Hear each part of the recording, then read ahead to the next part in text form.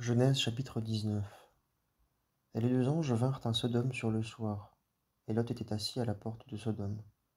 Et Lot les vit, et il se leva pour aller à leur rencontre, et se prosterna le visage en terre. Et il dit, Voici, mes seigneurs, détournez-vous, je vous prie, vers la maison de votre serviteur, et passez-y la nuit, et lavez-vous les pieds, et vous vous lèverez le matin, et vous irez votre chemin.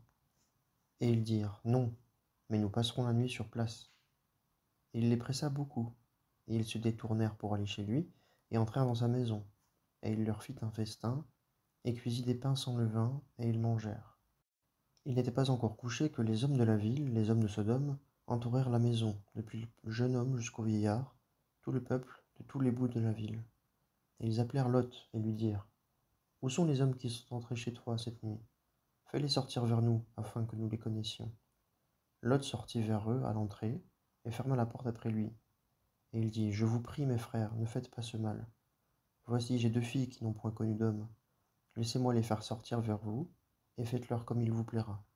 Seulement, à ces hommes, ne faites rien, car c'est pour cela qu'ils sont venus à l'ombre de mon toit. Et ils dirent, Retire-toi. Et ils dirent, Cet individu est venu pour séjourner ici, et il veut faire le juge. Maintenant, nous te ferons pis qu'à eux. Et ils pressaient beaucoup Lot, et s'approchèrent pour briser la porte. Et les hommes étendirent leurs mains et firent entrer Lot vers eux dans la maison, et fermèrent la porte. Et ils frappèrent de cécité les hommes qui étaient à l'entrée de la maison, depuis le plus petit jusqu'au plus grand, de sorte qu'ils se lassèrent à chercher l'entrée. Et les hommes dirent à Lot, Qui as-tu encore ici? Gendre, et tes fils et tes filles, et tout ce que tu as dans la ville, fais-les sortir de ce lieu. Car nous allons détruire ce lieu, car leur cri est devenu grand devant l'Éternel, et l'Éternel nous a envoyés pour le détruire. Et Lot sortit, et parla à ses gendres qui avaient pris ses filles, et dit, Levez-vous, sortez de ce lieu, car l'Éternel va détruire la ville. Et il sembla aux yeux de ses gendres qu'ils se moquaient. Et comme l'aube du jour se levait, les anges pressèrent Lot, disant, Lève-toi, prends ta femme et tes deux filles qui se trouvent ici, de peur que tu ne périsses dans l'iniquité de la ville. Et il tardait. Et les hommes saisirent sa main, et la main de sa femme, et la main de ses deux filles, l'Éternel ayant pitié de lui, et ils le firent sortir, et le laissèrent hors de la ville. Et il arriva, quand ils les eurent fait sortir dehors, qu'il dit, Sauve-toi pour ta vie, ne regarde pas derrière toi, ne t'arrête pas dans toute la plaine. Sauve-toi sur la montagne, de peur que tu ne périsses. L'autre leur dit, Non, Seigneur, je te prie. Voici, ton serviteur a trouvé grâce à tes yeux, et la bonté dont tu as usé à mon égard en conservant mon âme en vie a été grande. Et je ne puis me sauver vers la montagne, de peur que le mal ne m'atteigne, et que je ne meure. Voici, je te prie, cette ville-là est proche pour y fuir, et elle est petite.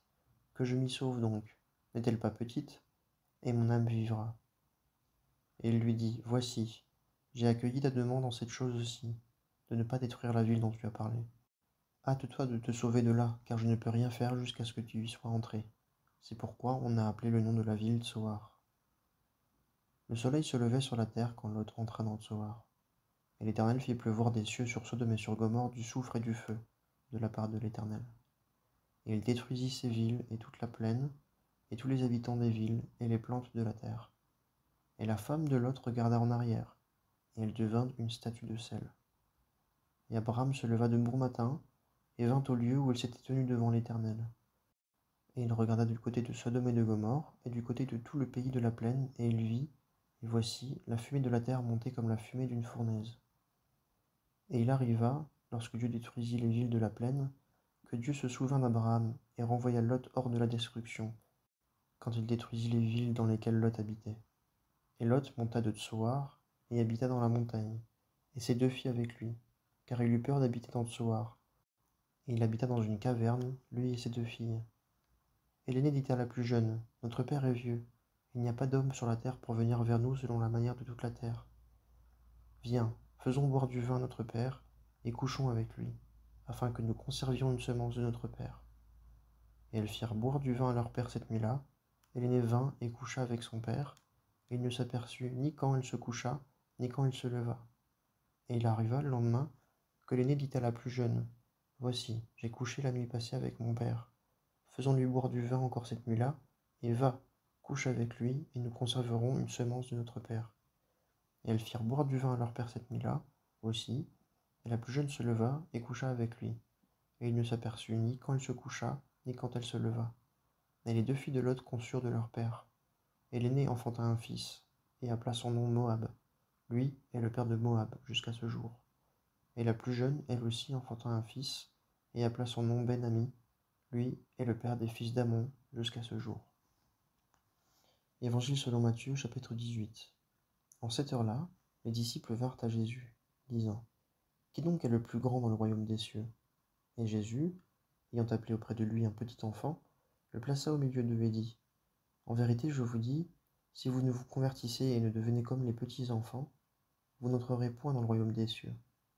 Quiconque donc s'abaissera comme ce petit enfant, celui-là est le plus grand dans le royaume des cieux. Et quiconque reçoit un seul petit enfant tel que celui-ci en mon nom, me reçoit. Et quiconque est une occasion de chute pour un de ces petits qui croient en moi, il serait avantageux pour lui qu'on lui eût pendu au cou une meule d'âne et qu'il eût été noyé dans les profondeurs de la mer.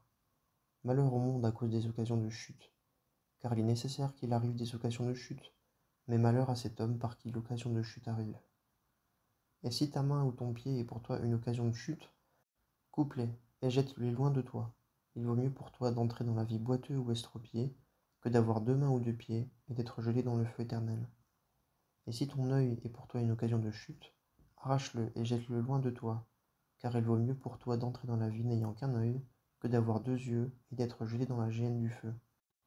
Prenez garde de ne pas mépriser un de ces petits, car je vous dis que dans les cieux, leurs anges voient continuellement la face de mon Père qui est dans les cieux. Car le Fils de l'homme est venu pour sauver ce qui était perdu. Que vous en semble? Si un homme a 100 brebis, et que l'une d'elles se soit égarée, ne laisse-t-il pas les 99 autres sur les montagnes pour s'en aller chercher celle qui est égarée? Et s'il arrive qu'il la trouve, en vérité je vous dis qu'il a plus de joie de celle-là que des 99 qui ne sont pas égarées. Ainsi, ce n'est pas la volonté de votre Père qui est dans les cieux qu'un seul de ces petits périsse. Et si ton frère pêche contre toi, va, reprends-le entre toi et lui seul. S'il écoute, tu as gagné ton frère. Mais s'il ne t'écoute pas, prends avec toi encore 1 ou 2 personnes, afin que par la bouche de 2 ou 3 témoins, toute parole soit établie. Et s'il ne veut pas les écouter, dis-le à l'assemblée. Et s'il ne veut pas écouter l'assemblée non plus, qu'il te soit comme un homme des nations et comme un publicain. En vérité, je vous dis, tout ce que vous lirez sur la terre sera lié dans le ciel, et tout ce que vous délierez sur la terre sera délié dans le ciel. Je vous dis encore que si 2 d'entre vous sont d'accord sur la terre pour une chose quelconque, quelle que soit la chose qu'ils demanderont, elle sera faite pour eux par mon Père qui est dans les cieux. Car là où 2 ou 3 sont assemblés en mon nom, je suis là au milieu d'eux. Alors Pierre, s'approchant de lui, dit: Seigneur, combien de fois mon frère péchera-t-il contre moi, et lui pardonnerai-je? Sera-ce jusqu'à 7 fois? Jésus lui dit: Je ne te dis pas jusqu'à 7 fois, mais jusqu'à 70 fois 7 fois. C'est pourquoi le royaume des cieux a été fait semblable à un roi qui voulut compter avec ses esclaves. Et quand il eut commencé à compter, on lui en amena un qui lui devait 10 000 talents. Et comme il n'avait pas de quoi payer, son seigneur ordonna qu'il fût vendu lui et sa femme et ses enfants, et tout ce qu'il avait, et que le paiement fût fait. L'esclave donc, se jetant à ses pieds, lui rendit hommage, disant: Seigneur, use de patience envers moi, et je te paierai tout. Les seigneurs de cet esclave-là, touché de compassion, le relâcha et lui remit la dette. Mais cet esclave étant sorti, trouva un de ceux qui étaient esclaves avec lui, qui lui devait 100 deniers, et l'ayant saisi, il l'étranglait, disant: Paye, si tu dois quelque chose. Celui donc qui était esclave avec lui, se jetant à ses pieds, le supplia, disant: Use de patience envers moi, et je te paierai. Et il ne voulut pas, mais il s'en alla et le jeta en prison jusqu'à ce qu'il eût payé la dette. Or, ceux qui étaient esclaves avec lui, voyant ce qui était arrivé, furent extrêmement affligés, et s'en vinrent et déclarèrent à leur seigneur tout ce qui s'était passé. Alors son seigneur, l'ayant appelé auprès de lui, lui dit: Méchant esclave, je t'ai remis toute cette dette, parce que tu m'en as supplié. N'aurais-tu pas dû aussi avoir pitié de celui qui est esclave avec toi, comme moi j'ai eu aussi pitié de toi? Et son seigneur, étant en colère, le livra au bourreau, jusqu'à ce qu'il eût payé tout ce qui lui était dû. Ainsi aussi mon Père céleste vous fera, si vous ne pardonnez pas de tout votre cœur, chacun à son frère. Néhémie, chapitre 8. Et quand arriva le 7e mois, les fils d'Israël étaient dans leur ville. Alors tout le peuple s'assembla comme un seul homme sur la place qui est devant la porte des eaux. Et ils dirent à Esdras, le scribe, d'apporter le livre de la loi de Moïse, que l'Éternel avait commandé à Israël. Et le premier jour du 6e mois, Esdras, le sacrificateur, apporta la loi devant la congrégation des hommes et des femmes, et devant tous ceux qui avaient de l'intelligence pour entendre. Et il y lut devant la place qui est devant la porte des eaux, depuis l'aube jusqu'à midi, en présence des hommes et des femmes, et de ceux qui avaient de l'intelligence. Et tout le peuple prêtait oreille au livre de la loi. Et Esdras, le scribe, se tenait sur une estrade de bois qu'on avait faite pour l'occasion. Et Matithia, et Shema, et Anaya, et Uri, et Ilkija, et Maaskeya se tenaient à côté de lui, à sa droite. Et à sa gauche, Pédaya, et Michaël, et Malkija, et Hachum, et Ashbadana, et Zacharie, Meshulam. Et Esdras ouvrit le livre aux yeux de tout le peuple, car il était élevé au-dessus de tout le peuple, et quand il l'ouvrit, tout le peuple se tint debout. Et Esdras bénit l'Éternel, le grand Dieu, et tout le peuple répondit Amen, Amen, en élevant les mains, et ils s'inclinèrent et se prosternèrent devant l'Éternel, le visage contre terre.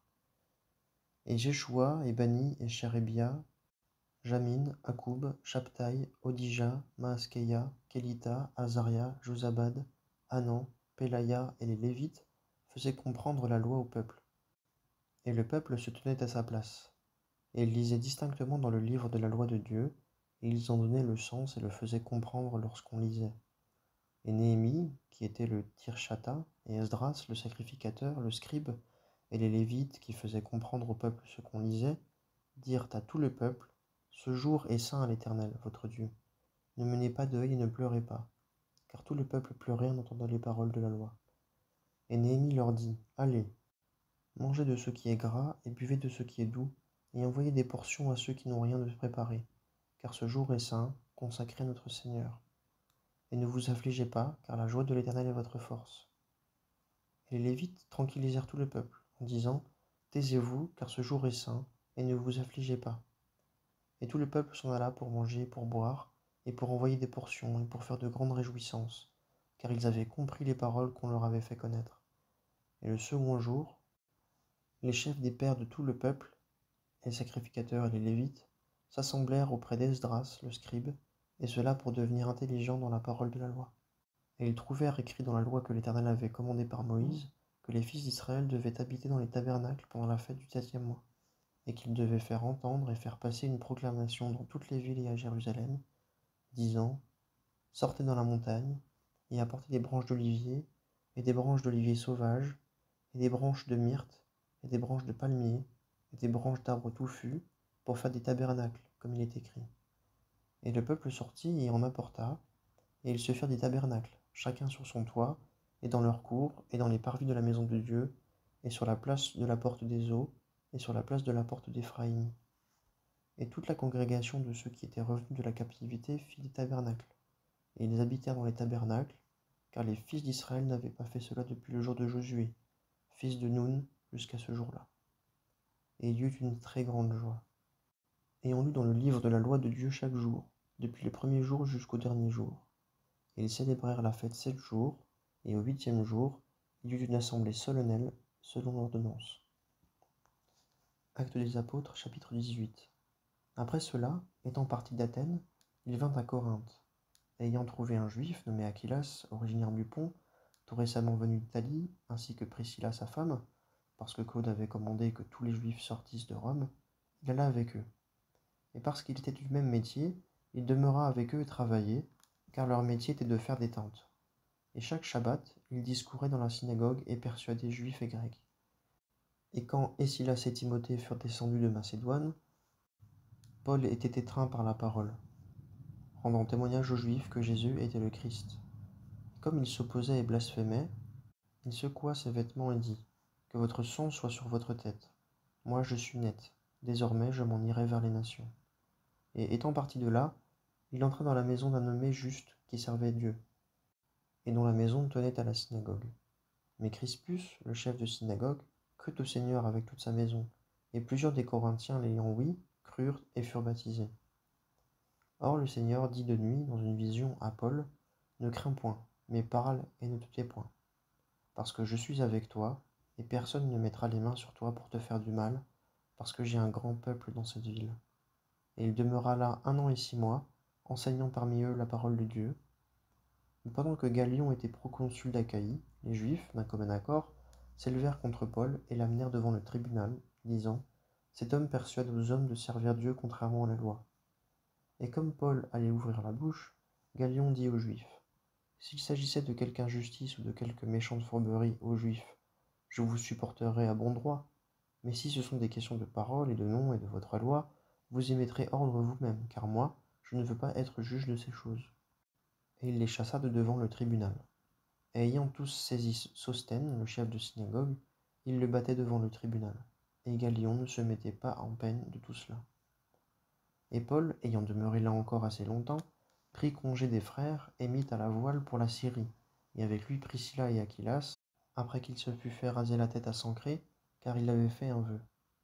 Et il arriva à Éphèse, et les y laissa, mais étant entré lui-même dans la synagogue, il discourut avec les Juifs. Mais lorsqu'ils le prièrent de demeurer plus longtemps avec eux, il n'y consentit pas. Mais il prit congé d'eux, disant: Il faut absolument que je célèbre la fête prochaine à Jérusalem.